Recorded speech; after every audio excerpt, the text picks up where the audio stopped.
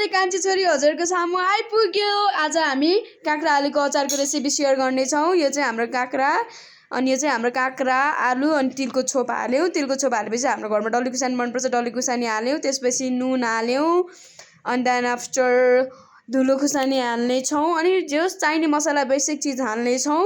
हालिसकेपछि हामी तेलमा मेथी फुराएर बेसार हालेर अचारमा हाल्नेछौँ। हालिसकेपछि अचारमा खनाउनेछौँ। अचारमा खनाइसकेपछि चाहिँ अनि हाम्रो मम्मीले पन्जा लाएर मोल्छिन्छ।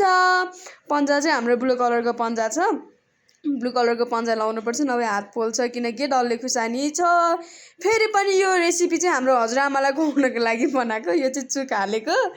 म किन हाँसेको भन्दा चाहिँ हजुरआमा मेरो अगाडि हेर्छिन्छ अनि त्यही भएर म हाँसेको। अब अचार मोलौँ, जति मोल्यो त्यति मिठो हुन्छ अचार।